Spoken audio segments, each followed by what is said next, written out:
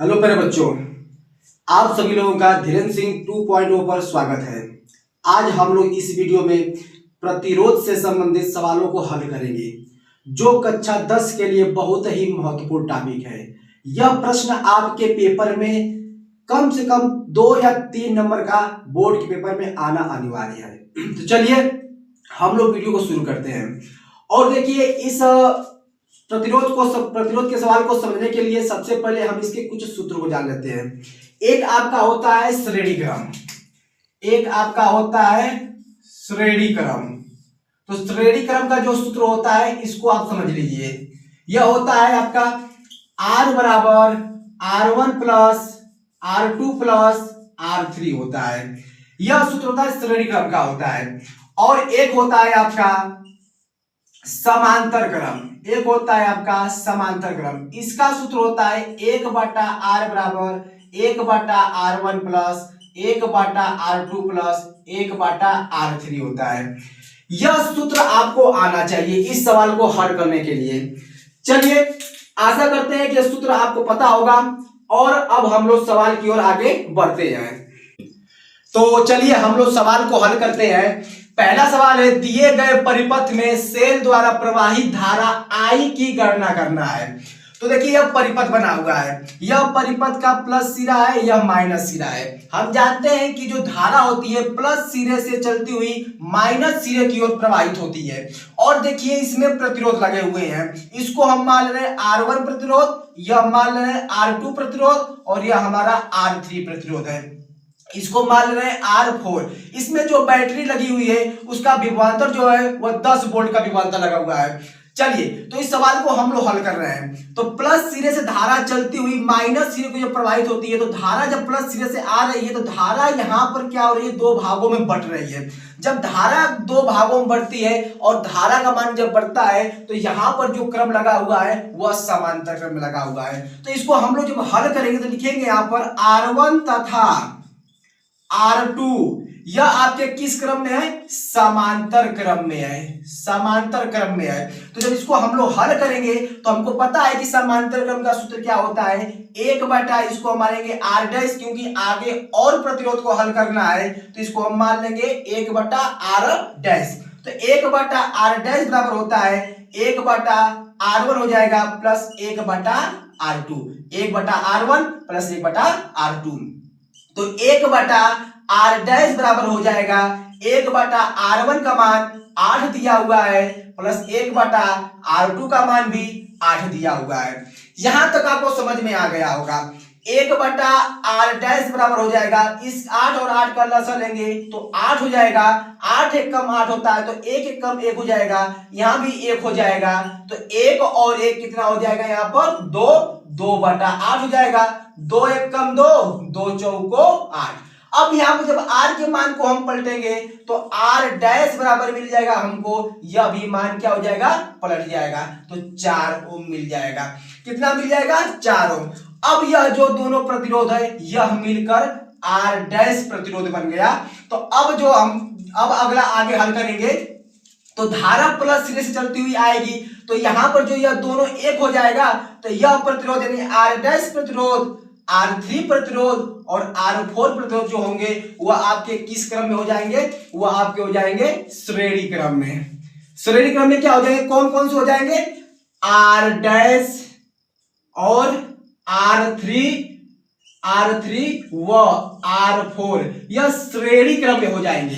तो श्रेणी क्रम का सूत्र क्या होता है, अभी हम पीछे आपको बताए हैं कि R बराबर हो जाएगा R dash plus R3 plus R4 हो जाएगा। तो R बराबर हो जाएगा, R डैश का मान अभी हम ज्ञात किए हैं 4 हो जाएगा, प्लस R3 का मान जो है वह 5 है और प्लस R4 का मान जो है वह 1 है। तो R बराबर 5 4 9 1 10 यानी 10 ओम। यानी जो इसका तुल्य प्रतिरोध, इस परिपथ का तुल्य प्रतिरोध जो आ गया वह 10 ओम के बराबर आ गया। अब देखिए, हमको इसमें क्या ज्ञात करना है, धारा I का मान ज्ञात करना है। तो हम जानते हैं कि ओम के नियम द्वारा I बराबर क्या होता है, V/R आर, V बटा आर होता है। तो I बराबर हो जाएगा V का जो मान है वो 10 है, तो 10 बटा यहाँ पर हो जाएगा 10, 10 से कम 10, यानी जो धारा का मान आएगा वह 1 एम्पियर आएगा। धारा का मान कितना आ गया? 1 एम्पियर। तो इस प्रश्न का जो आंसर आएगा वह 1 एम्पियर आएगा। और ऐसे ही प्रश्न आपको बोर्ड के एग्जाम में आएंगे। चलिए अगले क्वेश्चन की ओर चलते हैं। तो देखिए दूसरा प्रश्न यह है आपका कि दिए गए वैद्युत परिपथ में A तथा B बिंदुओं के बीच तुल्य प्रतिरोध ज्ञात कीजिए। देखिए इसमें भी तुल्य प्रतिरोध ज्ञात करना है और यह A बिंदु और यह आपका B बिंदु है, इसके बीच का जो तुल्य प्रतिरोध है वो हमको ज्ञात करना है। तो देखिए इसको हम मान रहे हैं R1, इसको मान रहे हैं R2 और इसको मान रहे हैं R3 और ये आपको हो जाएगा R4। 4 प्रतिरोध इसमें लगा हुआ है और इसको हमको R के बराबर यानी तुल्य प्रतिरोध के बराबर करना है। तो चलिए जब धारा देखिए यहां से प्रवाहित होगी तो धारा यहाँ पर 2 भागों में विभाजित हो रही है। तो धारा जो इस भाग में आएगी तो R1, R2 और R3 से होकर जाएगी। तो हम जानते हैं कि यह जो R1, R2 और R3 है वह आपका श्रेणी क्रम में है। तो इसको जब हम हल करेंगे तो लिखेंगे R1 व R2 व R3 आपका किस क्रम में है? यह आपका श्रेणी क्रम में है, श्रेणी क्रम में है। तो श्रेणी क्रम का हम सूत्र जानते हैं कि R बराबर, देखिए आगे और प्रतिरोध है इसलिए हम इसको R डैश मान के चलेंगे। R डैश बराबर हो जाएगा R1 plus R2 plus R3 हो जाएगा। देखिए तो R डैश बराबर हो जाएगा R1 का मान 1 ओम प्लस R2 का मान 2 ओम प्लस R3 का मान 3 ओम है। तो R डैश का जो मान हो जाएगा 3 2 5 1 6 ओम हो गया। यानी यह तीनों प्रतिरोध जो है वह R डैश के बराबर हो गया। अब जो आपका क्रम बनेगा वह आपका बनेगा समांतर क्रम। समांतर क्रम बनेगा तो समांतर क्रम में आपका क्या आएगा? R डैश हो जाएगा अब प्लस क्या हो जाएगा आपका R4 हो जाएगा, R डैश हो जाएगा और R4 हो जाएगा। तो समांतर क्रम का जो सूत्र होता है वह 1 बटा R बराबर होता है 1 बटा हो जाएगा R डैश प्लस 1 बटा R4 हो जाएगा, 1 बटा R4 हो जाएगा। तो देखिए 1 बटा R बराबर हो जाएगा 1 बटा R डैश का जो मान अभी ज्ञात किए हैं 6 आया था और प्लस 1 बटा R4 का मान 3 दिया हुआ है तो यहाँ पर लिख देंगे 3। तो 1 बटा R बराबर हो जाएगा, इन दोनों का लसा लेंगे तो 6 हो जाएगा, 6 एक कम 6 होता है तो 1 एक कम 1 प्लस 3 दूना के 6 होता है, 2 टाइम आ रहा है यहाँ पर 2 एक कम 2 तो 2 एक हो जाएगा आपका 3 और बटा 6, 3 एक कम 3, 3 दूना के 6 हो जाएगा। यानी 1 बटा R का मान आ गया हमारा 1 बटा 2 आ गया। जब हम R के मान को पलटेंगे तो R बराबर हमको मिल जाएगा 2 ओम। यह आपका जो सवाल था इसमें आपको तुल्य प्रतिरोध ज्ञात करना था तो इसका जो तुल्य प्रतिरोध आ गया वह 2 ओम के बराबर आ गया। चलिए अब अगले प्रश्न की ओर चलते हैं। देखिए तीसरा प्रश्न आपका यह है कि दिए गए वैद्युत परिपथ में प्रवाहित धारा तथा 10 ओम प्रतिरोध के सिरों के बीच विभवांतर की गणना कीजिए। देखिए यह परिपथ बना हुआ है, सवाल बहुत ही अच्छा है। अगर आप ऐसे सवालों को कर जाएंगे तो समझिए आपके बोर्ड के पेपर में 3 से 4 नंबर तो आना ही आना है। तो अगर आप अब तक बने हुए हैं तो चैनल को सब्सक्राइब कर लीजिए और ज्यादा से ज्यादा इसको शेयर कीजिए।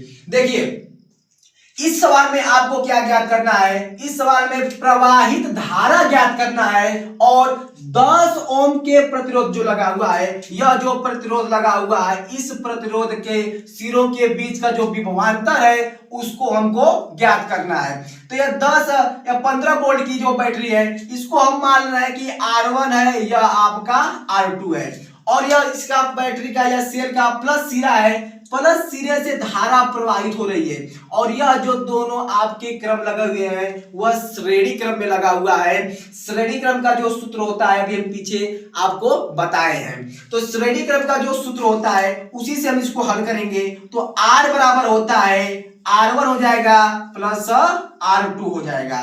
तो R बराबर हो जाएगा R1 का मान दिया हुआ है 10 ओम प्लस R2 का मान दिया हुआ है 20 ओम। तो R बराबर जो हो जाएगा 10 और 20 हो जाएगा हमारा 30 ओम। तो जो तुल्य प्रतिरोध आ गया हमारा 30 ओम आ गया, लेकिन इसमें तुल्य प्रतिरोध नहीं पूछा है, इसमें प्रवाहित धारा पूछा है और 10 ओम के सिरों के बीच का विभवांतर की गणना करना है। तो देखिए हम जानते हैं कि प्रवाहित धारा निकालने के लिए जो ओम के नियम सूत्र होता है वो I बराबर होता है V बटा R होता है। तो I बराबर हो जाएगा V का मान जो दिया हुआ है वो 15 है और R का मान अभी हम ज्ञात किए हैं 30। तो 15 एकम 15, 15 दुना के 30, I का जो मान आ गया 1/2 या इसी को हम कह सकते हैं 0.5 एम्पियर। तो यह आपका आ गया। धारा का मान तो आपने ज्ञात कर लिया, लेकिन इस सवाल में बोला है कि 10 ओम के प्रतिरोध के सिरों के बीच का विभवांतर की गणना करना है। तो हम जानते हैं कि V बराबर होता है V बराबर होता है I गुणे R। V बराबर होता है I गुणे R और यहाँ पर हमको R1 का मान ज्ञात करना है, तो इसको हम R1 मान लेंगे क्योंकि 10 ओम का बोला तो 10 ओम को हम माने हैं R1। तो V बराबर हो जाएगा I का जो मान अभी ज्ञात किए हैं 0.5 गुणे R1 का मान कितना दिया हुआ है 10 दिया हुआ है। तो 10 बचे कितना हो जाएगा 50 और एक अंक लग जाएगा दशमलव, यानी जो V का मान आएगा वो आपका आ जाएगा 5 वोल्ट। तो यह आपका हो गया, जो आंसर आया वो 5 वोल्ट आ गया। तो 10 ओम के प्रतिरोध के सिरों का जो विभवांतर है वो 5 वोल्ट है। और देखिए हम ऐसे ही और सवालों को आगे हल करेंगे। अगर आप चैनल पर नए हैं तो इसको सब्सक्राइब कीजिए और मिलते हैं अगले वीडियो में। तब तक के लिए नमस्कार।